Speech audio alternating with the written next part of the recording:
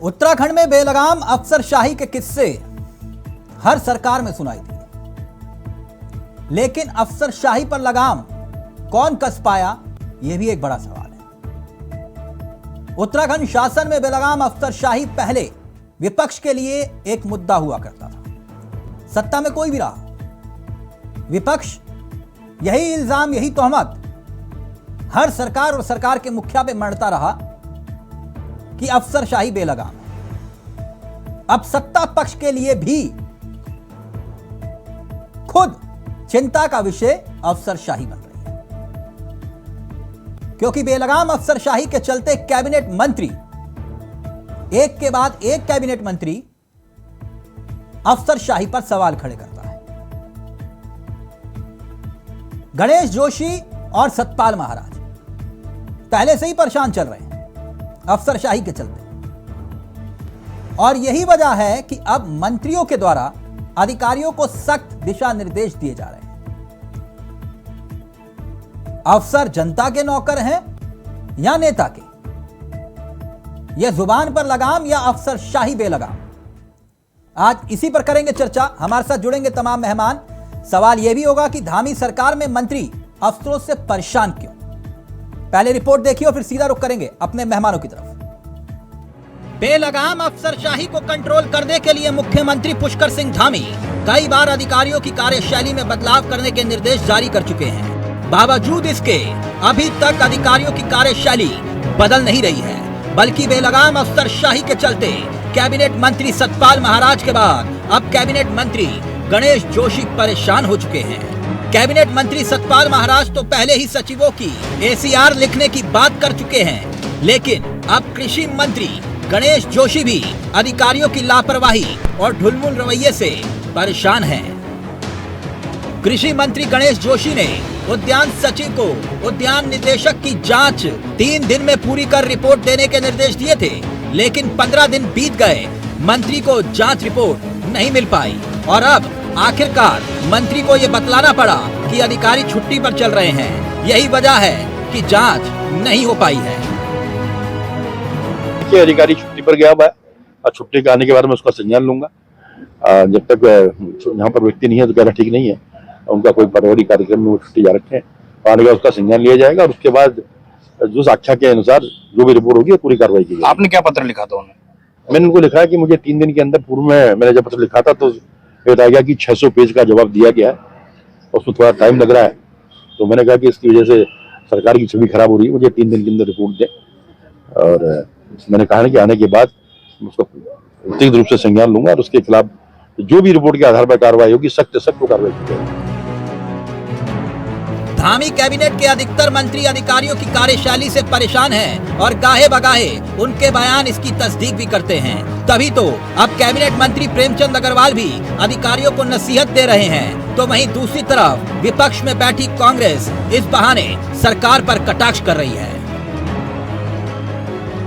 देखिए, अधिकारी जो है उनको निश्चित रूप से मैं एक विषय समझता हूँ कि शासन और प्रशासन एक स्कूटर के 2 पहिए की तरह हैं, और जब अगला पहिया और पिछला पहिया दोनों मिलकर चलेंगे तो गति पकड़ेंगे।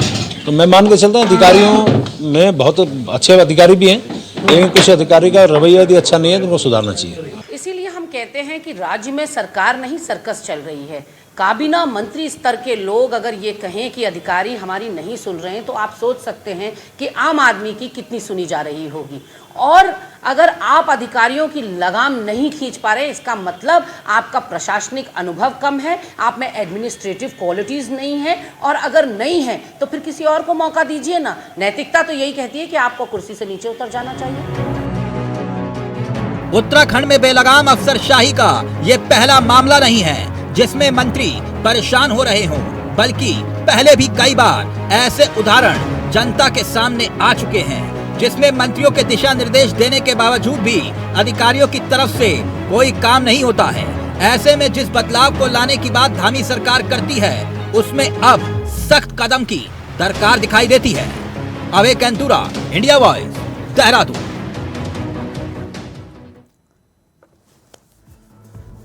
तो ये उत्तराखंड की वो लाइलाज बीमारी है जिसका इलाज कोई तलाश नहीं कर पाया। आज भी वही जिक्र, वही फिक्र, बेलगाम अफसरशाही। सत्ता बदली, मुख्यमंत्री बदले, मंत्री बदले, लेकिन अफसरशाही कल भी हावी थी, आज भी हावी है। सीधा रुख कर रहे हैं अपने मेहमानों की तरफ। फिलहाल इस वक्त हमारे साथ राजेश चमोली जी जुड़ गए हैं, जो कि कांग्रेस के युवा चेहरों में से एक हैं। साथ ही साथ कुछ ही देर में हमारे साथ बीजेपी और आम आदमी पार्टी के चेहरे भी इस कार्यक्रम का हिस्सा होंगे। लेकिन शुरुआत चमोली जी आप ही से कर लेते हैं। चमोली जी, मेरी आवाज आ रही है? जी जी तिलक भाई, कैसे हैं आप? आपकी जो है सब आशीर्वाद आपके बड़े भाई। चर्चा इस बात को लेकर, सुर्खियां इस बात को लेकर थी चमोली भाई जी कि अफसरशाही बेलगाम, तो मुझे थोड़ी हंसी आई। जी मैंने कहा ये कब नहीं हुआ उत्तराखंड में अफसरशाही बेलगाम नहीं हुई? जी है कि नहीं चमोली भाई? मैंने गलत कहा? देखिए तिलक भाई, आपने अब आपका अपना नजरिया है, आपने जो देखा होगा आप उस तजुर्बे के हिसाब से कहेंगे। लेकिन पिछले 6 साल के अंदर अगर इस राज्य में अगर सरकार चल रही है तो सिर्फ अधिकारी लोग चला रहे हैं, और ये एक बार का मौका नहीं है। आप लगा लिए 23 जुलाई 2018 की बात में अगर कहूँ तो कोश्यारी जी ने कहा था कि उत्तराखंड में अधिकारी मतलब मंत्रियों से ना डरते हैं ना उनके सुनते हैं। ये 2018 की बात जब कोश्यारी जी ने कही थी। और उसके बाद लगातार आपने देखा होगा, चाहे रेखा आर्य जी हो, रेखा आर्य जी का मामला जो सचिन कुर्वे जी को के साथ उनके जो प्रकरण हुए अधिकारियों के साथ, उसके बाद खजान दास जी का देहरादून में ये कहना है कि पुलिस अधिकारी हमारी कुछ सुनते ही नहीं है, कोई समझ नहीं रहा कि हम विधायक हैं। इसी प्रकार पौड़ी के विधायक राजकुमार पौड़ी जी ने भी बयान दिया था कि मुझे पुलिस वाले पहचानते नहीं है, देखते नहीं है कि भाई ये विधायक है, मुझे ऐसे पीछे धक्का देता है। ये वर्ड तो राज्य के जो विधायक लोग हैं उनके हालत है। इसी प्रकार टिहरी के विधायक किशोर उपाध्याय जी ने एक पत्र लिखा था टिहरी पे आवास के लिए अधिकारियों को, लेकिन अभी तक उस पर कोई कार्रवाई नहीं है। चंद्र रामदास जी कह रहे हैं कि मेरे डिपार्टमेंट में अधिकारी मेरे सुनते नहीं है, बाकी जो बचे हैं वो जेल में है, क्योंकि छात्रवृत्ति घोटाले के बाद कुछ लोग जेल में है। अब जो ताजा प्रकरण आए हैं वो चाहे आपका क्या नाम उसका सतपाल महाराज जी वाला हो, सतपाल महाराज जी ने कहा कि भाई अधिकारी सुनते नहीं है। इसी प्रकार गणेश जोशी ने VVRC पुरुषोत्तम को एक पत्र लिखा था, जो आप सभी लोग दिखा रहे हैं, कि उन्होंने कहा था कि 3 दिन के अंदर हमें वो जो उद्यान निदेशक थे बवेजा जी उनकी रिपोर्ट से। लेकिन 15 दिन बीतने के बाद भी अगर अधिकारी नहीं सुन रहे तो आप समझ सकते हैं, क्योंकि सत्ता अधिकारी भी समझ चुके हैं। देखिए मैं ये नहीं कर रहा हूँ, अधिकारी देखिए होते हैं बेलगाम, समय समय पर उन्हें पता रहता है कि सत्ता में किस प्रकार के लोग हैं, उनके हिसाब से बेलगाम होते हैं।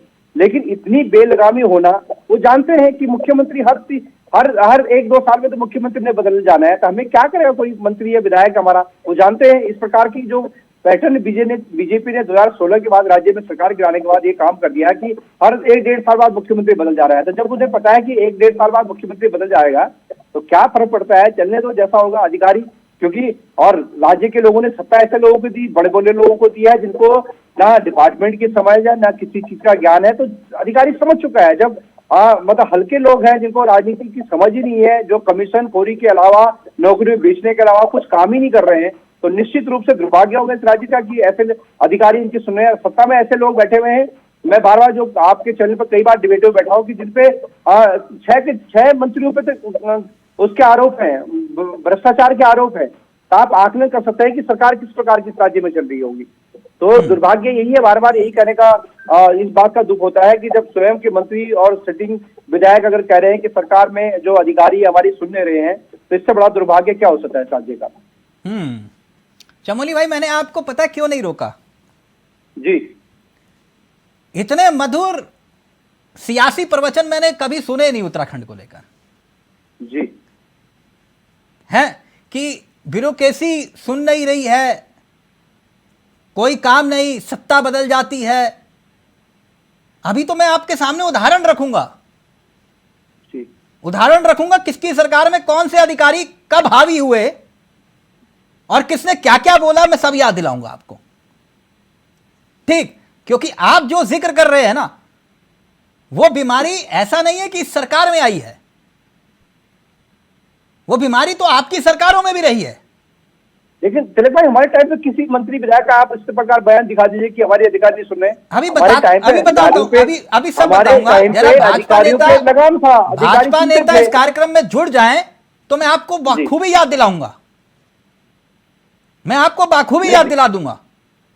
देखिए, मैंने कहा नहीं कि एक दो अगर मामले हो सकते हैं जो आपकी जानकारी में हो, वो अलग विषय है, लेकिन यहाँ तो पूरी कैबिनेट प्रत्यक्ष को प्रमाण चमोली भाई मैंने खुद देखा, आपके गणेश मैंने देखा तभी बोल रहा हूँ, मैंने देखा जो देखा वही बताऊंगा, कुछ और नहीं बताऊंगा। आपके अगर आपके संज्ञान में है तो निश्चित रूप से, हाँ मैं बताऊंगा ना, रुकिए तो सही। नुकसान किसका हो रहा है? राज्य के विकास का कार्यों का हो रहा है, राज्य के लोगों का हो रहा है। मैं तो ये कह रहा हूँ सर, प्रचंड बहुमत की सरकार है, सरकार है। देखिए मैं आपको प्रमाण के साथ बताऊंगा, ठीक, थोड़ा सा सब्र करिए, थोड़ा सा। रविंद्र सिंह आनंद भी हमारे साथ जुड़ गए हैं। रविंद्र जी कैसे हैं आप? जी मैं ठीक हूं। रविंद्र जी, बेलगाम अफसरशाही, चमोली भाई ने कहा कि ये 6 साल से हो गया, अफसर बेलगाम हो गए, 6 साल में जो है अफसर सुनने नहीं लगे। मैंने इनसे कहा कि ये बीमारी तो लाइलाज बीमारी, ये अब की 6 साल की थोड़ी ना है जी। चमोली भाई नाराज हो गए, कह रहे कि मुझे बताओ कौन है अधिकारी, किसने सारंगी बजाई, किसने नारंगी बजाई। नहीं, एक मिनट चमोली भाई, एक मिनट रुकिए ना, एक मिनट। रविंद्र जी, मैंने गलत तो नहीं कहा? ये तो सबकी सरकारों की देन है, बिल्कुल कि नहीं? देखिए, बिल्कुल देखिए, ऐसा है कि पिछले 22-23 वर्षों में उत्तराखंड की राजनीति में जो अफसरशाही हावी रही है, और एक तरह से अफसरों ने एक परिपाटी बना ली है, क्योंकि उन्हें ये पता है कि जो उत्तराखंड के मंत्री हैं या उत्तराखंड के जो नेता हैं, वो कहीं ना कहीं हमारे दबाव में आ जाते हैं। और साथ ही जिस प्रकार से उत्तराखंड के कुछ नेताओं का कुछ जैसे कई बार क्या होता है कि अपने पसंद के अफसरों को सीट पर लाना समय समय पर होता रहा है। मैं एक बहुत अहम बात आपको बताऊंगा कि जैसे हरीश रावत जी की सरकार रही हो या त्रिवेंद्र सिंह रावत जी की सरकार रही हो, तो अगर सामने कोई ऐसा मंत्री है जिसका काम नहीं होने देना, तो अपने टेस्ट का अफसर मुख्यमंत्री वहां बिठाते हैं और सामने वाले मंत्री का काम ना हो उसमें टांग अड़ाएं। ये सब एक तरह से आपसी खींचतान हमने पिछले 22 साल में देखी है। आपने तो थोड़ा फ्लैशबैक में रविंद्र जी मुझे वो याद दिला दिया जो मैं भूल गया था। आप हरीश रावत और हरक सिंह रावत वाले प्रकरण का बात कर रहे हैं? बिल्कुल बिल्कुल, मैं हरीश रावत हरक सिंह रावत के प्रकरण की भी बात कर रहा हूं। देखिए चमोली भाई, मैंने कुछ नहीं बोला, रविंद्र भाई बता रहे हैं। Okay Ravindra ji, please continue. देखिए किस प्रकार हमने देखा कि हरीश रावत जी ने अपने पसंद के अफसरों को बिठा करके ऐसे नेताओं को जो उनके टेस्ट के नहीं थे, चाहे वो हरक सिंह रावत हो चाहे वो अन्य कोई नेता हो, उनके कामों में अड़ंगे डाले। इसी प्रकार से त्रिवेंद्र रावत ने भी ऐसा ही किया।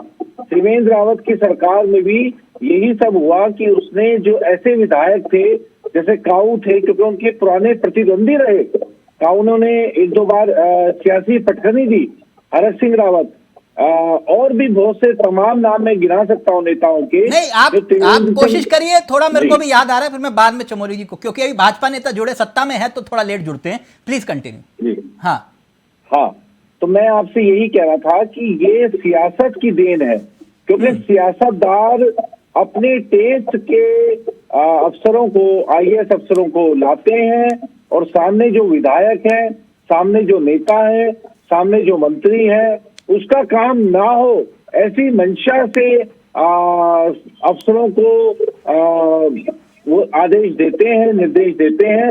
लेकिन वो ये भूल जाते हैं कि उससे नुकसान जनता का होता है, वो ये भूल जाते हैं कि नुकसान पहाड़ का होता है, वो ये भूल जाते हैं कि कहीं ना कहीं जो अंतिम पंक्ति में खड़ा व्यक्ति है नुकसान उसका होता है।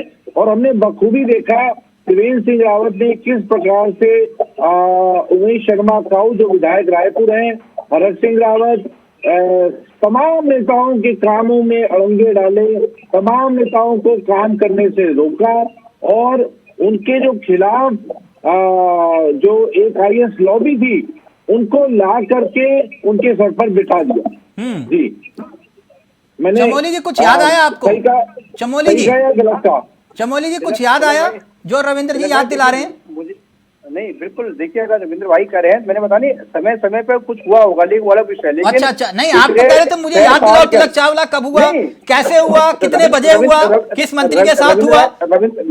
रविंद्र आनंद भाई स्वयं सरकार में थे, ये बोलने की आवश्यकता थोड़ी, वो भी जानते हैं इस बात को, वो सरकार में रहे, उन्होंने सरकार में यहाँ पे कृषि डिपार्टमेंट के पास रहा यहाँ देहरादून का, इसमें क्या है? लेकिन नहीं, रविंद्र भाई तो जानते, तभी तो मैं 6 साल के अंदर, तभी तो मैं वो नाम नहीं ले रहे थे, बेलगाम अधिकारी हो चुके हैं चमोली भाई, वो नाम नहीं ले रहे थे रविंद्र जी, मैंने तो नाम लेकर पूछा उनसे, मैंने तो नाम, मैं तो जानता हूं ना, तो आप मुझसे कह रहे थे कौन सा प्रकरण कब हुआ, कितने बजे हुआ, मैं तो जगह और तारीख भी बता दूंगा। तिलक भाई काऊ जी आज पिछले 5 साल से देखो बीजेपी में है, वो त्रिवेंद्र राव जी का नाम भी ले रहे हैं। हाँ। काऊ जी बीजेपी में है, त्रिवेंद्र राव जी बीजेपी में है, सतपाल महाराज जी बीजेपी में है, गणेश जोशी करें वो बीजेपी में है, रेखा ये जितने नाम आपने, फिर मेरे साथ मत खेलो, मेरे साथ मत खेलो, फिर मैं बोलूंगा तो दिक्कत हो जाएगी, मैं बोलूंगा तो दिक्कत हो जाएगी चमोली भाई, दिक्कत हो जाएगी।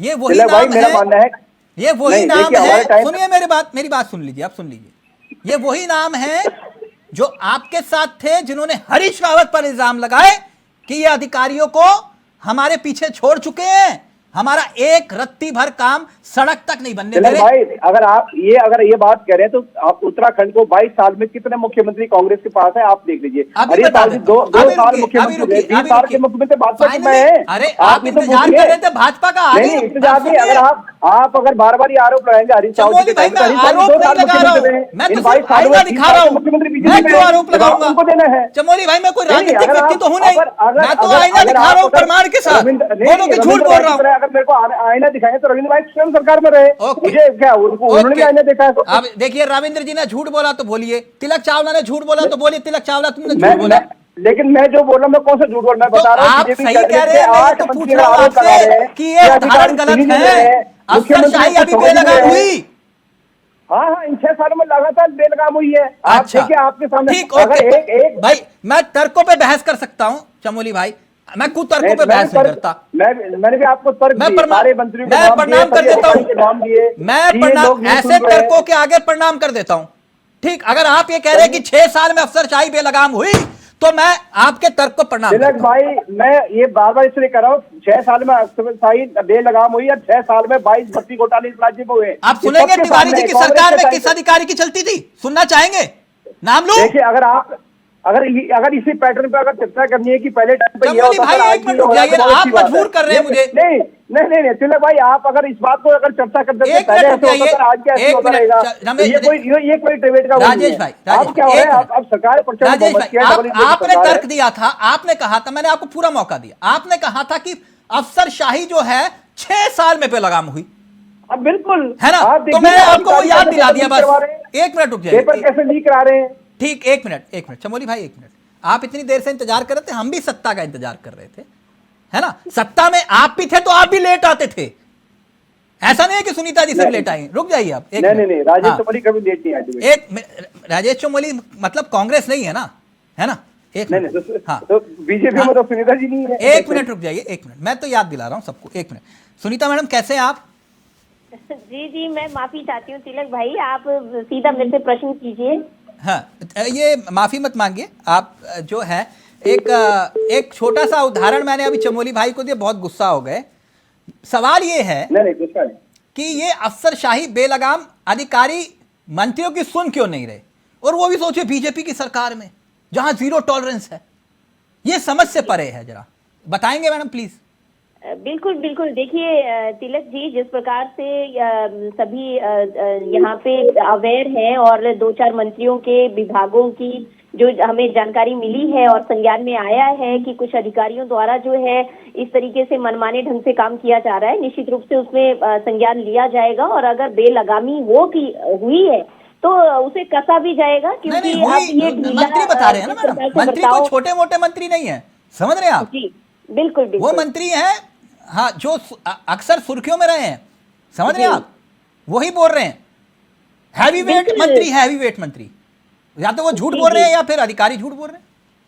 नहीं देखिए, ऐसा है, अगर जनप्रतिनिधियों द्वारा ये मामला उठाया गया है और पब्लिक में आया है तो निश्चित रूप से गंभीर बात है, और इससे जिस प्रकार से निर्देश भी दिए गए हैं, क्योंकि साफ तरीके से माननीय मुख्यमंत्री जी ने भी सचेत कर दिया था कि प्रत्येक अधिकारी को, देखिए जब हमने मसूरी में चिंतन मंथन करवाया था तो ये सारी चीजें जो है सभी पॉइंट्स आए थे और उनको पूरी लगन के साथ में अपने कर्तव्यों का ज्ञान दिलाते हुए उनको सभी जिम्मेदारी से काम करने के लिए निर्देश दिए गए थे और उनसे पूरे तरीके से ये अश्योर भी कराया गया था। लेकिन अगर कहीं पे इस तरीके की चीजें उठ रही हैं तो वो गंभीर विषय है, क्योंकि अगर वो प्रतिनिधियों की नहीं सुनेंगे तो वो आम जनता की तो सुन ही नहीं सकते हैं। हाँ। ये तो बिल्कुल सही बात है, क्योंकि आम आदमी कहाँ जाएगा फिर, वहां तक तो रीच ही नहीं होता है पब्लिक का। तो अधिकारियों को इस बात का देखना है कि अगर कोई अधिकारी इस तरीके से मनमाने ढंग से काम कर रहा है, अधिकारियों को इस बात का इल्म है कि ये जो मंत्री है ना, ये इस सरकार में भी उस सरकार में भी है ना, इस बात का उनको इल्म है कि भाई ये तो 5 साल रहेंगे, हमें तो लंबी बारी खेलनी है। बोलो जय श्री राम। अब सुनिए, कुछ याद आ गया मुझे तो मैं इसलिए जिक्र कर रहा हूं बार बार। चमोली भाई एक बार खंडूरी जी से, क्योंकि अब उन्होंने कहा ना अफसरशाही बेलगाम, जी बीजेपी की सत्ता में वापसी खंडूरी शासनकाल में अफसरशाही बेलगाम के किस्से के साथ हुई थी। तब खंडूरी जी से मैंने एक सवाल पूछा, मैंने पूछा कि जो तिवारी जी नहीं कर पाए आप कैसे करेंगे। सुनिएगा चमोली भाई, बहुत अच्छी बात है, आप लोगों के आगे शायद जहन में भी आ जाएगी। मैंने पूछा उनसे, खंडूरी जी आप कैसे कर पाएंगे जब तिवारी जी नहीं कर पाए। पता है क्या बोले सुनीता जी? खंडूरी जी बोले, थोड़ा उनका अलग स्टाइल था, थोड़ा मूंछों को उन्होंने हाथ मारा ऐसे और बोले, तिलक चावला घोड़ा अलग है, लेकिन घोड़सवार अगर मजबूत हो तो वो जानता है कि लगाम कैसे खींचते हैं। तो मसला घोड़े का है या फिर घोड़सवार का है? याद आया सबको? सुनीता मैडम आया ना याद? तो मसला घोड़े का है या घोड़सवार का है? जी बताइए। देखिए, मसला घोड़े का हो या घुड़सवारों का हो, बात यहाँ पे ये ज्यादा इम्पोर्टेंट है कि जनता के काम अगर उनकी ना, मैं तो आप लोगों की भाषा बोल रहा हूँ, मैं तो याद दिला रहा हूँ खंडूरी जी ने कहा था, घोड़े का या घोड़सवार का। नहीं तो अब देखिए, लगाम कसने वालों को कहाँ पे किस तरीके से लगाम कसनी है वो बखूबी जानते हैं और उनके पास पूरे राइट्स हैं। अगर कोई नहीं सुनवाई कर रहे हैं तो उनको उनका उचित स्थान दीजिए ना। अब चमोली भाई वो कह रहे राइट्स दे रखे हैं हमने सबको, लगाम खींचना चाहो खींचो लगाम, कोई दिक्कत नहीं है। लेकिन आपको सुनीता जी की बात कुछ हजम हुई जो वो कह रही है? मैंने गलत उदाहरण तो नहीं दिया चमोली भाई, आप बोल देना।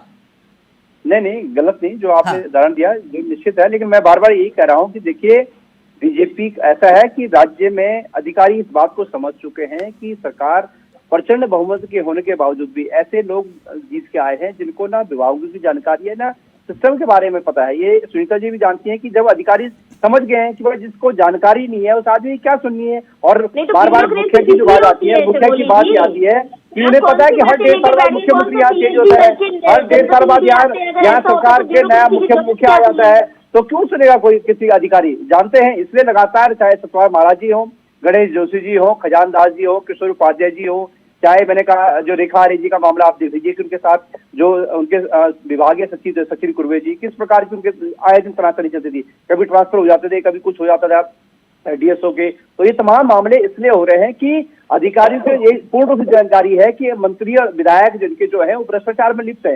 फिर तीरथ सिंह रावत जी ने कहा कि 20 से 40% कमीशन हो गया, तो जब कमीशन 40% जा रहा है खुल के, जब खुल के लूट हो रही है, नौकरियां बेची जा रही हैं, लगातार आए दिन बीजेपी के मंडल पहले 20% था, अब 40 हो गया। ये तीरथ सिंह जी ने कहा, शायद सबको पता होगा। नहीं तो पहले आपकी सरकार में 20% था। नहीं, अच्छा आपकी सरकार में नहीं था। इस सरकार में बोला, इस सरकार में कहा कि 5 साल वाली पहली सरकार में 20% कमीशन था। अच्छा। जो तीरथ सिंह जी वाली में नहीं, मुझे लगा कि 20% वाला तो मसला है ना, क्योंकि हरक सिंह रावत जब विधानसभा में बोल रहे थे कि कमीशन देती है हरी सरकार, तब मुझे लगा कि शायद 20% वाली बात। तीरथ सिंह जी ने स्वयं बयान दिया कि पहली जो 5 साल की बीजेपी की सरकार थी 20% कमीशन था, 40% कमीशन हो गया। रविंद्र जी नौकरी आपके सामने नौकरी नहीं बेच रहे हो, 1550 लाख 20 लाख। रविंद्र जी कह रहे हैं, रविंद्र जी एक मिनट, रविंद्र जी आप तो बहुत उत्तराखंड को बहुत करीब से जानते हैं, सत्ता का हिस्सा भी रहे। ये चमोली भाई कह रहे पिछली बातों को भूल जाओ, पिछली बातों को याद मत दिलाओ, सब भूल जाओ। अभी अफसरशाही 6 साल से बेलगाम हुई है, उस पर चर्चा करो बस। चले भाई, जब अच्छे दिन की बात देखिए, मैंने जो पहले जब बात एक मिनट आप बोलने दो ना, एक मिनट रविंद्र जी। मैंने पहले ही कहा कि ये परिपाठी बन गई है। परिपाठी का मतलब ये पिछले 22 साल की बात है, ये 6 साल की बात नहीं है। वो चाहे कांग्रेस की सरकार रही हो या भाजपा की सरकार रही हो, बारी बारी से लूटने का काम चाहे अफसर करते रहे हो, भाई आप नेता सरकार करते में रहे हो, आप भी और सरकार कुछ में नेता तो ऐसे भाई आप भी भी सरकार में हैं रहे, कि जो कांग्रेस आप में भी सरकार रहे, का हिस्सा रहे। भाजपा में रहे, अगर आप ये फिर बात भाजपा कहेंगे से तो आप कांग्रेस सरकार में में गए। रहे कांग्रेस की। और चमोली जी, एक मिनट, जब आप बोल रहे थे मैं नहीं बोल रहा था, कृपया सुन लें। मैं ये कह रहा था कि दूसरी बात ये है कि मैंने जो एक बात कही वो उस पर ध्यान फिर आकर्षित करना चाहूंगा कि जो सत्ता का हाकिम होता है, जो मुख्यमंत्री होता है, वो पहले ही टारगेट कर लेता है कि सामने वाला विधायक या मंत्री जो है उसके टेस्ट का है या नहीं, और उसके सर पर ऐसे अफसर को लाके बिठा देता है जो कि काम नहीं करने देना चाहता। उससे जनता का और उत्तराखंड का नुकसान होता है। लेकिन सवाल यहाँ पर ये उठता है कि जो आपसी खींचतान का मामला है मंत्रियों का, विधायकों का, उससे आखिरकार नुकसान किसका होता है? ये सुनीता जी भी बताएं कि इस वक्त अगर ऐसी परिस्थिति है तो उसमें नुकसान मंत्री का है, मुख्यमंत्री का है या आम जनता? आप लोग तो हमेशा से कहते हैं कि पंक्ति में जो अंतिम पंक्ति में अंतिम व्यक्ति खड़ा है उसके लिए हम काम करते हैं, लेकिन वहां तक तो कुछ पहुंचता ही नहीं है। ये आपके सांसद, आपके मंत्री खुद बोलते हैं, वहां तक ना ब्यूरोक्रेसी पहुंचती है, ना आपका नेता पहुंचता है, ना आपकी योजनाएं पहुंचती हैं, वो ऊपर ही ऊपर खत्म हो जाती हैं। चावला जी, बात तो गंभीर कही चमोली साहब। दरअसल ये रविंद्र जी, क्योंकि देखा है सिस्टम चलते हुए और चलाते हुए, ऐसा नहीं है कि मैं बार बार ये जिक्र कर रहा हूं कि मसला सिर्फ उमेश शर्मा काऊ या हरक सिंह रावत है ना, या यशपाल आर्य यहां तक सीमित नहीं है। जो मैंने देखा मैं वही भी बता रहा हूं। हरिद्वार के एक विधायक हैं, सीना है, ये बड़े बड़े हैं मसल साइज। ए विधायक, बोल रहा हूं विधायक, ए अधिकारी सुन, बोलना मुख्यमंत्री को, मेरी विधानसभा का मामला है, बोल देना मुख्यमंत्री को। ऐसे बोलता था ना विधायक एक, याद आया? बिल्कुल बिल्कुल। और बिल्कुल वो याद आया। क्या क्या खुलेआम बोलते थे कि मुख्यमंत्री अधिकारियों को बोल चुके हैं जो इस विधायक का काम करेगा उसकी छुट्टी कर दी जाएगी। तो क्या बोलते थे फोन पे? ए अधिकारी सुन, बोल रहा हूं मैं, विधायक का नाम लूं, बोलते थे कि नहीं? चमोली भाई गलत तो नहीं बोल रहा ना? है ना? बिल्कुल, जो सच सबके सामने होगा उसमें बोलने वाली बात ही नहीं है। हाँ, तो चमोली भाई ऐसा वही कह रहा हूं ना कि जो अब समस्या का समाधान क्या है? सुनीता मैडम, समाधान क्या है? देखिए, समाधान यही है कि अगर किसी भी ऐसे अधिकारी के द्वारा इस तरीके से कृत्य किया जा रहा है तो वो भ्रष्ट अधिकारियों की लाइन में खड़े होते हैं, क्योंकि अपना काम, अपनी जिम्मेदारी ना करना। सुनीता मैडम, मैं सबके लेकर बैठता हूं। जिनको आपने भ्रष्ट कहा वो आपकी सरकार में प्रमोशन लेकर आए, उनका भी नाम लेकर आए तो अच्छी बात है। अगर उनको अच्छी बात, जिनको आपने हरीश रावत सरकार में भ्रष्ट अधिकारी बोला वो आपकी सरकार में प्रमोशन लेकर आए। बिल्कुल बिल्कुल। देखिए, ऐसे लोग सभी से काम निकलवाने में माहिर होते हैं, तभी तो ये सरवाइव करते हैं। यस, यही बात रविंद्र जी मैं सुनना चाह रहा था।